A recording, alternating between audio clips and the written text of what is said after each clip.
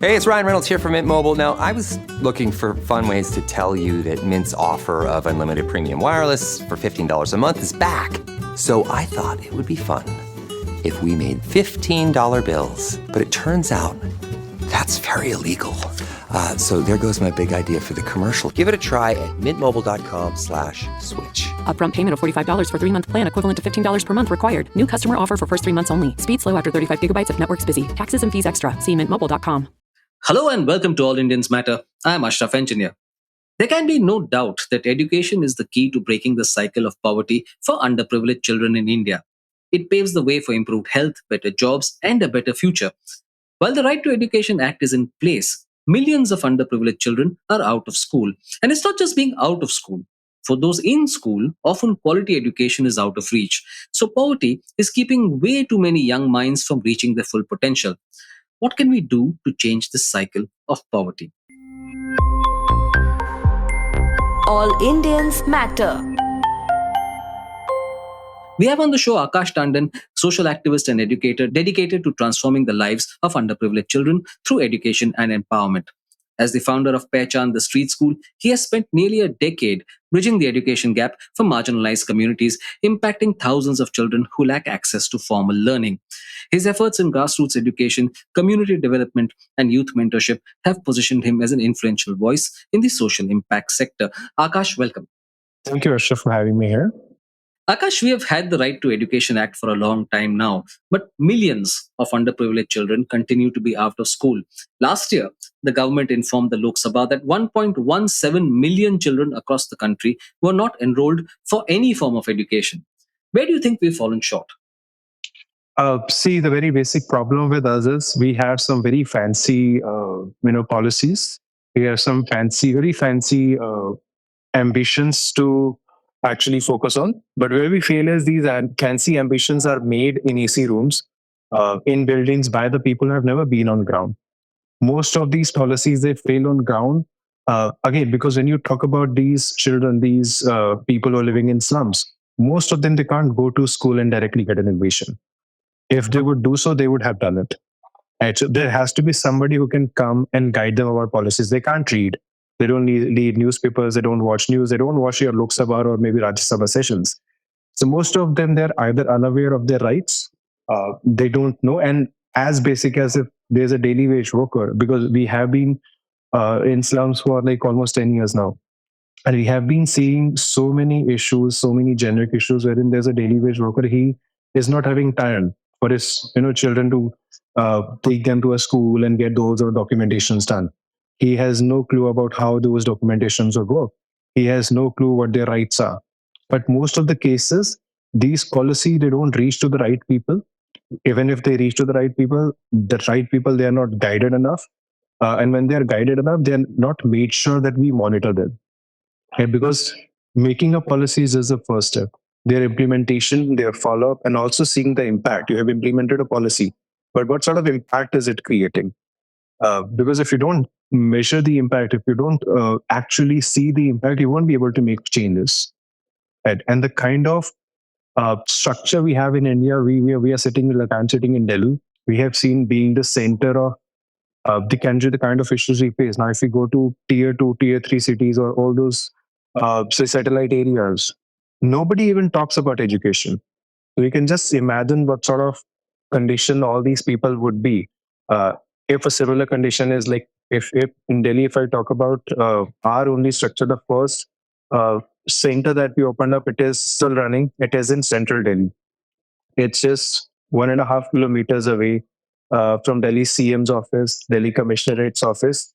It is just 2 kilometers away from Rashtrapati Bhavan, from India Gate. And if you just take a radius of 3 or 4 kilometers, you will cover maximum of the embassies. Right? Being in such a posh area, if these are the conditions wherein we go and meet these people, we can just imagine what sort of conditions would be in remote areas for India. So I guess the basic lack here is implementation, obviously, and most importantly, seeing the impact. I think it's the kind of thing we see across so many sectors in India, isn't it? It's not just education, Yes. but health and so on and so forth. See, other sectors, I would just like to add one last point. In others, there are major sectors wherein you can push and you can imply those your policies. But in education, you cannot push people. You cannot force somebody to get admission in schools. We'll have to train them. We'll have to communicate. We'll have to tell them the importance of education or schooling structure. You have to gain that confidence to make sure that your generations actually get educated. Akash, while children from across the lower strata are vulnerable to dropping out, which are the sections that you find have the most children out of school? For all the below poverty line people, they are all there, and especially people who are earning. You can say maybe they don't fall into the poverty line, but all those daily wage workers, refugees, people who have that often transferable jobs, they end up having these sort of issues, and also people who are not in actually going to uh, those efforts and the level of efforts they want to put in to make sure that their students or their children they get educated. Yeah. And also, Akash, it's not just being in school that's the problem, isn't it? Or rather, getting people in school that's the problem. Even those in school often find that the education imparted is not of good quality. Yes, that's true, and that also is again. I won't say that the quality of education is not there, but maybe that there's too much pressure on people, on teachers specifically, because a lot of time when we go on ground, when we start teaching, so when people and volunteers they come to maybe work or to donate, the first question is like, oh, there are so many students who are going to school. Why do you teach them? Why do they need these free centers? Uh, so the only feedback or the only reply I could make it that hey, which school did you like study? They said I was in a convent school, I was in a private school. And my reply is, did you attend tuitions? They're like yes. And I was like, okay, you are going to a private school, you're going to a convent school, you still needed tuitions, right? Now these people, none of their family members, none of their relatives, none of their friends, anybody who's around them, nobody is educated. Right. So it is not more like the quality of education, but it is more about the kind of environment these people are living in. So if you don't have that moral support, wherein when you come back from school, there's somebody who asks you that, okay, what did you learn today? How many marks did you get today? Okay, is there anything new? Do you need any help in terms of your learnings? There's nobody asking them anything. And that is also the reason that you will see that most of these students, either by the time they reach fifth class or sixth class or seventh class, will drop out of their schools because they don't have that motivation, that support, that sort of environment wherein somebody is there to constantly motivate them. So that is one of also the reason wherein we can't just put blame on the education structure. Education structure, yes, there are huge issues with it, but these are not the only issues. We also have to give all these children that atmosphere, which also might include counseling, mentorship, or a lot of other things apart from just teaching them. Now, you've been working with underprivileged children for a while now. How do their lives change after they have access to education? The very basic change that comes is they get confident. And the confidence of that, okay, we are going to school, we are also learning, we can actually face. And I'll tell you a very, very common example. Whenever we go to these slums, the first thing that we get to hear is, Didi Bhaiya is coming from the city to teach us. So for them, they live, even if they're in the same place, they treat that particular area that this is outside of city. So there's somebody from the city coming us and teaching us. So that confidence that we can also be a part of that mainstream culture. We can also be a part of that mainstream audience. We can also work like all these people are working. We can also go out and talk to all these people. Like if you go and talk to most of these people who are living in slums, the first thing would be they won't be able to talk to you because they don't know how to talk to you. They always have been around that background which can speak anything. They don't have to have those manners or etiquettes. So I guess the first thing that they get is the confidence that yes, we can also do it. And I believe if you give confidence to anybody, they can create wondering lives, which is the very basic thing that they miss. Absolutely. And what about girls? How does education or access to education impact girls in particular? See, for girls, like education is not the only issue that they pose. We have seen so many girls who are going through domestic violence, physical violence. They have been through, things which is happening inside the fandom. So going through all these things, we also started a few psychology sessions for our students. We involved a lot of social topics to cover. For example, good touch and bad touch. I still remember we did this one session at one of the centers, and there were a few girls who came out, and they specifically told that this thing happens in a family, and one of my mom's very close brother is doing this to me. So with education, they also understand their own rights, what is good, what is bad, how they have to respond to it. Because if you are not sure about how to react, most of the times you miss a lot of things, right? So education is giving them confidence. Education is also giving them an understanding of their rights. It is also making them understand what's happening around them. And then they can actually question and say that this is right, this is wrong. Uh, and maybe that's maybe the start. And eventually they will also learn on how to fight for their rights. What are the various socio-economic barriers to underprivileged children getting an education? I'll tell you a very common example which we usually face. For example, if there are two children at home, there's one elder girl and there's a younger, newly, we can say, born baby. So, and the families, again, they are daily wage workers. So now they have only two options. Either the mother will leave her job or leave her daily wage and stay at home to take care of the younger one, or the girl has to leave her education to take care of the younger one. So that's, I guess, every third or fourth house that we reach out to, this is a very common issue. Then there are a lot of issues. Very, very common. A second very common issue is, as I mentioned, many of these students, especially in Delhi, in the recent years, they have started going to school. But now again, once you come back, there's nobody to help you. There's nobody to guide you.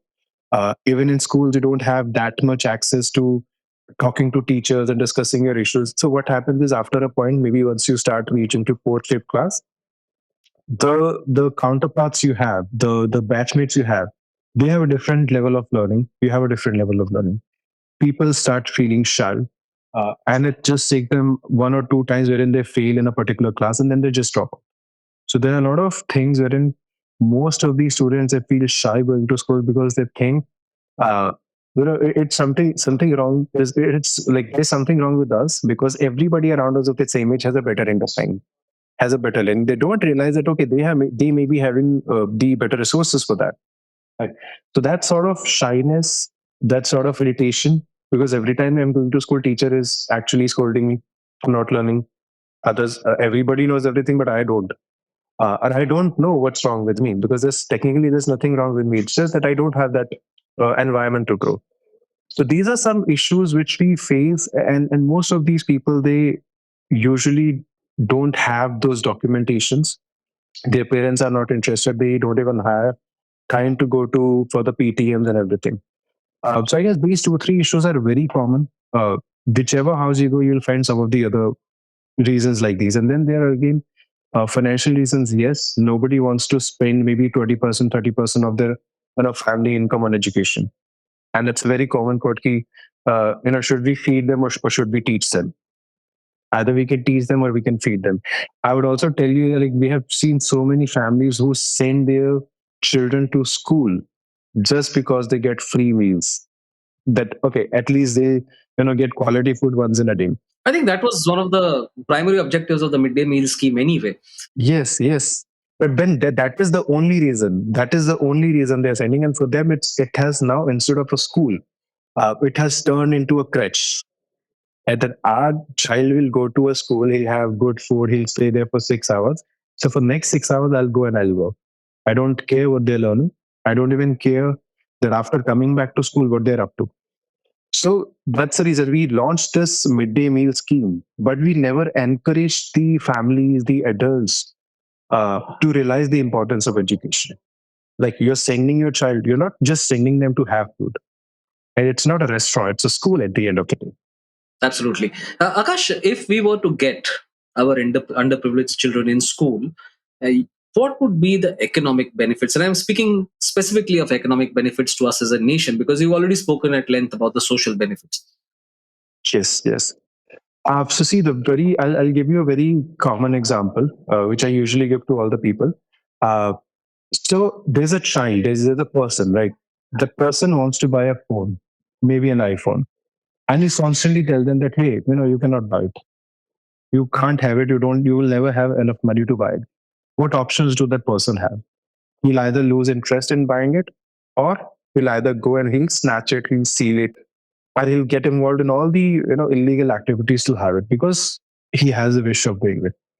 And if you give the child the confidence that, hey, if you want to own that laptop, or you want to own that iPhone, or if you want to own any of these devices, you need to work hard.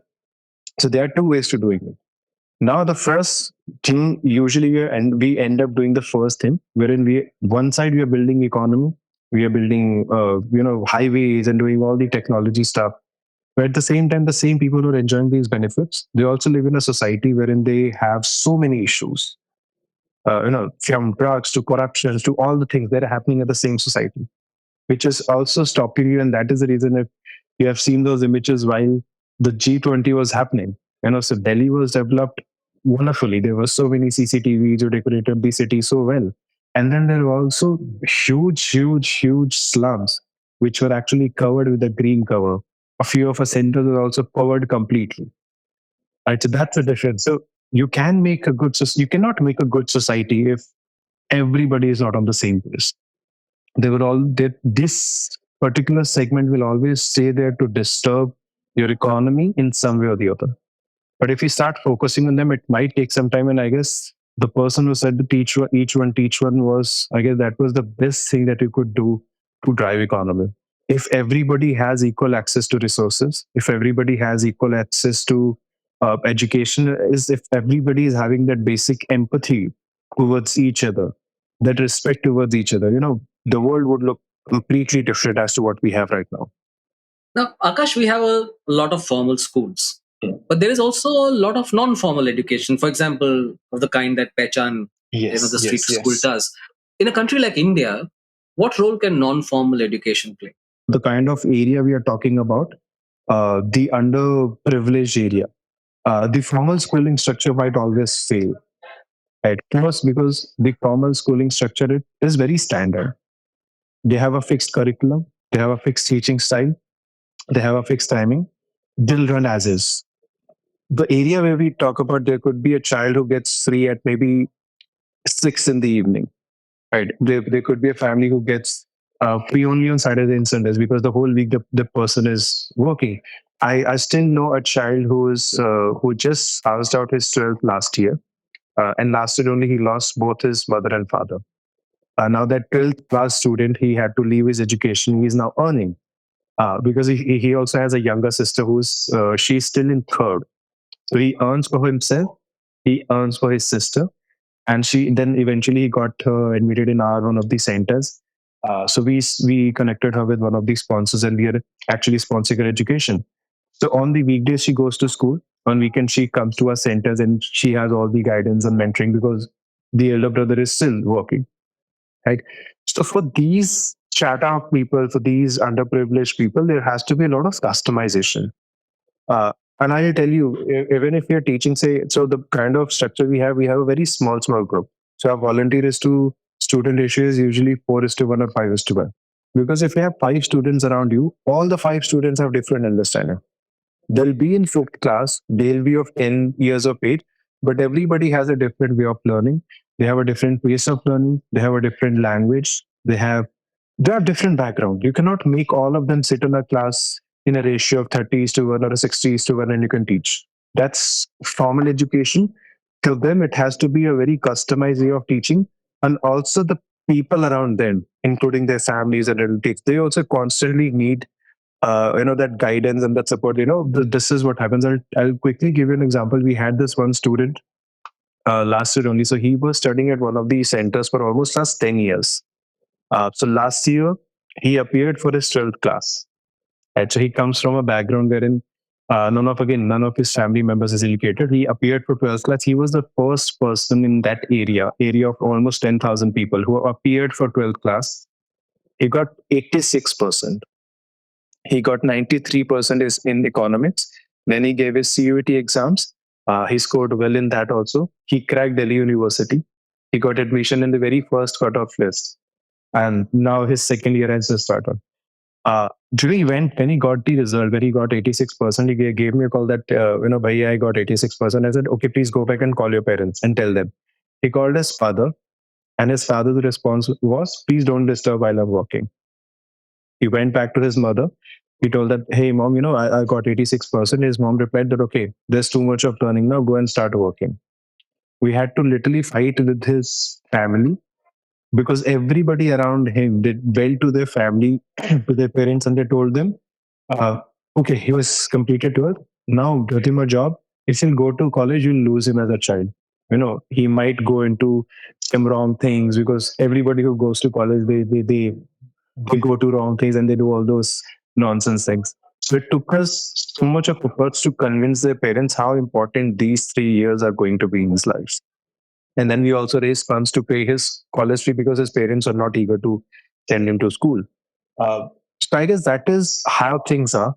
Uh, it is very important for us to understand that if we want to really help them, just making policies won't help.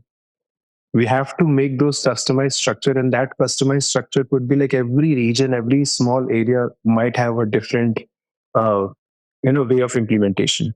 So that's the level of work we need to do in terms of educating people in India.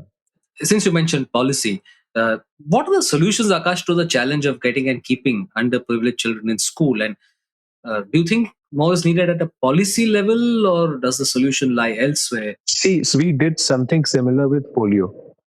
Right. We went door to door. We did huge as campaigns all across. We went to people and we made clusters, small clusters that they literally used to be, those women's carrying that box to individual houses and saying, hey, do you have a child who's, younger than 5 years? And we get the dose. So we have already done it. And I guess the kind of structure we have in India, the kind of diversity we have in India, we already have those experiences. So if we seriously want to do something, there's nothing that can stop. Polio, the program was in fact one of the great but rare policy and implementation successes of India. Yes, yes. And that was such customized level that you be wherever, tier two, tier three cities, there was somebody who comes to your house and they check if you have a younger child or not. And if they were you cannot hide from it. And that used to be, I guess, every month or so. It was like a regular activity. It was advertised so well that people started feeling that, this is something very important for us. We have to do something for education as well. We have to make people understand the importance of education. If we don't stop commercializing it the way we do right now, the way we are doing it right now, uh, it won't help. So we have to go up to that level of reaching out to individuals and making sure that everybody understands the value of education. Do you think technology can help? Yes, of course, because I guess wherever the policies have not reached yet, mobile device is everywhere. And the problem with devices also is we have given internet to everybody, but we never taught people to use internet. And that's the reason we only find nonsense all over the internet. Yes. People are full of spreading nonsense. So if you use technology the right way, I guess you don't need newspaper, you don't need advertisement, you need nothing. Just use your digital technology. Right now, everybody is using a UPI, right? From a local street seller to a five-star hotel. Everybody accepts UPI. For UPI, you need a mobile device, which means technically every house has a mobile device. Now, if we can use a mobile device to spread awareness, you a similar thing while campaigning through elections also. You give a call to everybody and say that, hey, please vote for us, do this for us, we'll do this. You can use a similar technology for education also. You can open a lot of online courses for these people, not only students but adults also. Yeah, Akash, the reason I asked is because, during COVID at least, everybody thought, yeah, mobile devices will be the panacea. But Yes, actually, yes, bandwidth and coverage and the lack of smartphones for everybody proved to be a huge issue. And a huge number of students were left out of the system. yes. So that was also a problem because since COVID, I guess it's been 5 years, we have improved a lot on technology. A lot of good packages have also come out, which is technically free. And because of all this digitalization, right now every house has a device. Now, if that device is available for the child or not, that's a question. Second, when we talk about digitalization, if we start motivating people, to share knowledge, and I was just what I was saying that who has defined that uh, only a 14 or a 15-year-old can go to school? Why can't a person who's 28-year-old, a 30-year-old, or a 45-year-old can even learn? Right. Education is for everybody. Like our centers are open for everyone. So if you make such courses or such maybe websites, or you can, so just like an Instagram, maybe you have a social media channel which only gives you an opportunity to learn. You want to learn English, please open up. And I would imagine an ideal condition wherein maybe a 36-year-old father sits with his 10-year-old child and say, let's learn English together. Just imagine how beautiful that place would be. So we have all those devices, we have all those technology, but do we have the intention to implement these things? And for government, I don't think so. Launching a free online platform to learn is any tough, right? And especially now when you have AIs, you have curriculum, courses, activities available for everything. It's just a click away. We can actually use these AI tools to give customized sessions to everybody, irrespective of their age. So when parents will start learning, we will also make their children learn. And that's how you can use technology very well. So, Akash, tell us about Pechan. How did it start and what has been its journey so far? So it started up in 2015. Again, a very basic interaction that happened, the one I was telling to you. So there's this place in central Delhi. Are you from Delhi by any chance? Okay, so I'll tell you. So there's WHO building. It's World Health Organization, right? So just 50 meters away, adjacent to that building, is a slum in Delhi, which has almost 10,000 plus people living there. The only thing that divides both of this World Health Organization and this case is a drainage that passes by. Now, just imagine World Health Organization and 50-meter adjacent there, 10,000 people living with zero health facilities, zero electricity, no water supply. There's no proper educational structure. So when we went there for a survey, because we used to work socially in multiple fields, we went there and we were very depressed. That was the point we realized that, hey, being at such a central location, if nobody can help these people, if they can't even open a small health camp for them, how as an individual can we help? And that's when we came across a group of around 5, 6 children who were actually swimming in the drainage. For them, that drain was a swimming pool. So we just called them out and we asked, what are you doing this? This is a toxic water. This is not good for health. And they were like, no, everybody here swims in this drainage only. So that was a point where we realized, wherever and whatever we help them, we give them money, we give them any facility, we give them clothes, food, it will end someday. But if we start educating them as basic as that, this swimming here is injurious, it's not good for your health. That skill, that knowledge, that education will always be with whosoever we are teaching, and that's how powerful, that's how impactful education is. It can change your generations to come. It can change the way you think. It can change the way you behave in public. So from that incident, the idea came in wherein we started teaching a few groups, and eventually over the years, it's been 10 years. If you remove 1.5 years of COVID, it's almost 8.5 years. We have been, getting connected to thousands of students across different slums in Delhi, and the only objective is to prepare a platform. So we won't call ourselves a school, a formal school, or an unorganized school, or anything. I would just call that it's a very basic platform wherein, as an individual, if I want to share my resource, my knowledge, my skill, my expertise, I can come. And anybody who wants to learn, irrespective of their age, their gender, their caste, their background, they can come and we make both of them work together. Not just education. Maybe you are not at a condition wherein you can learn now, but maybe you want to learn arts. Maybe you want to learn some sort of vocational courses. We also have a vocational center where we teach computers to free.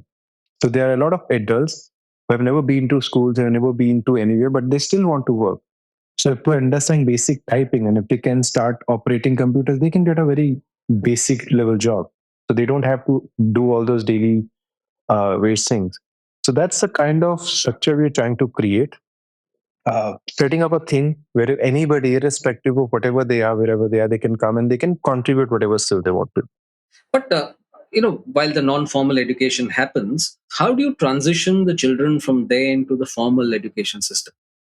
So we have three kind of students. First, again, a lot of students who are going to schools, but again, when they come back, there's no support. There's no moral support. There's no emotional support for them. For them, these centers run as a free tuition center.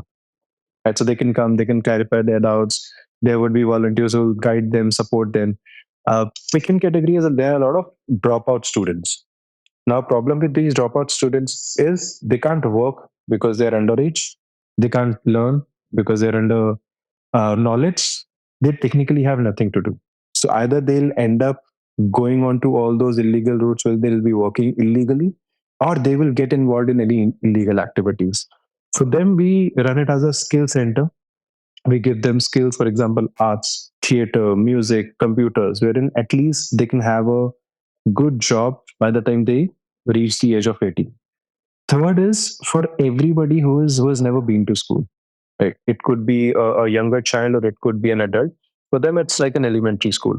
We start from very basics, from as basic as A, B, C, D to 1, 2, 3. It involves everything and anything. Now, out of the whole structure, so currently we have around 1,600 students who are registered with us. Out of this whole structure, there are a lot of students who get motivated. For example, one example I've just given you, there have been numerous examples wherein just because of that basic support, there have been students who come to us who have said that, okay, now we want to go to college. There have been students who have got their job. Uh, so again, it's a platform wherein anybody and everybody who's coming, they're getting something. And it was customized to a level that everybody gets something or the other.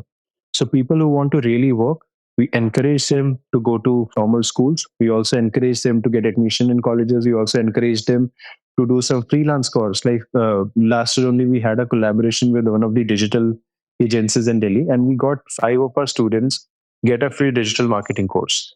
So each course was for 6 months. It costed around 60,000 rupees, which was actually compensated for our students. So again, we have a lot of people who come forward to help. Our role is to connect the right person to the right beneficiary. Right. And so what comes next for it?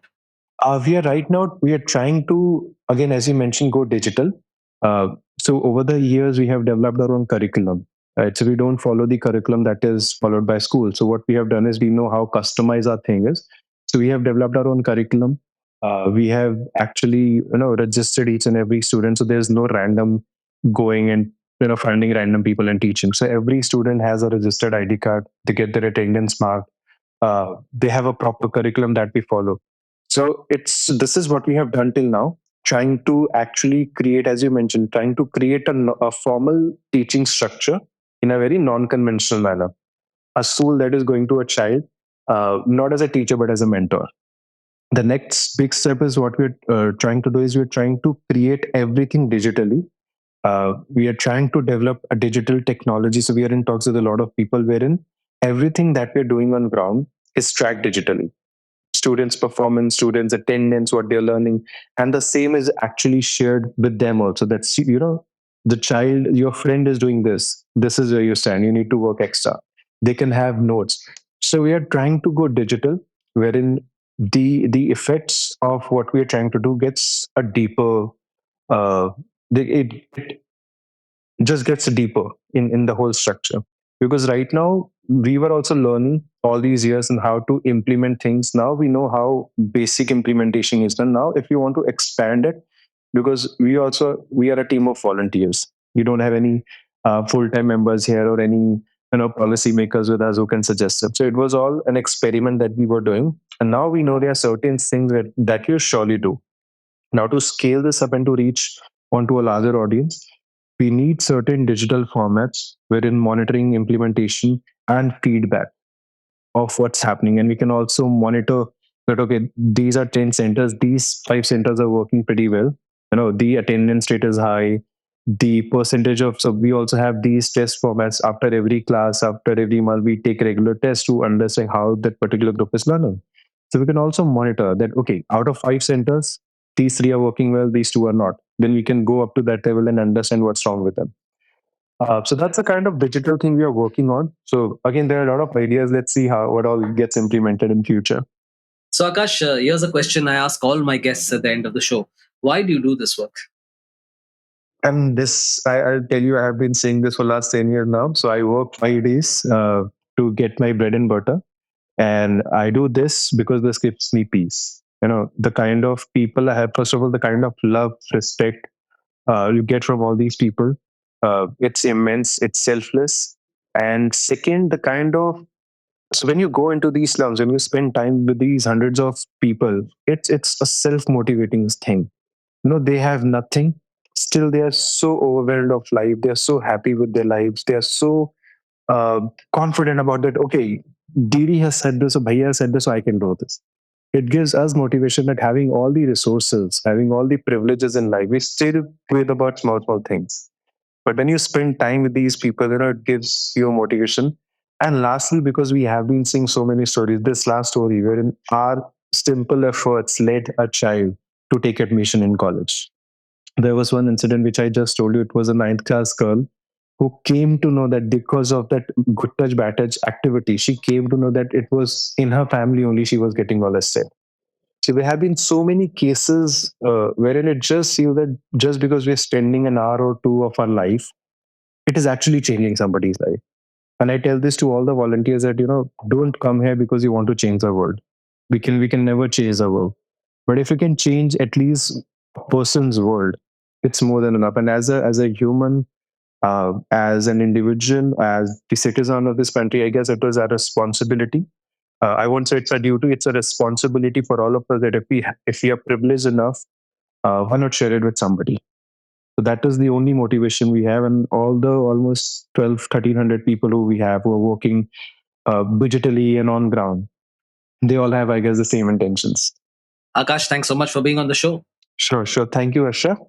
And again, whosoever is listening, if you want to connect, feel free to reach out to us. Pehchanstreetschool.org is the website.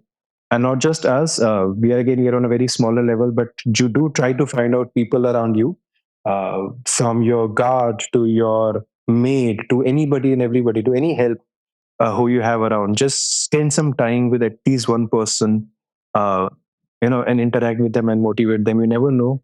A very small effort, a very small contribution of yours can actually change somebody's life. When education, I would at the end again say education is something which is the most impactful and most powerful social work you could do, because it will never end. Even when you stop contributing, the knowledge, the efforts, the skills that you share, it will never end, and it will only grow with the person. So we all should contribute in whatever way we can and start educating people around us. All Indians matter.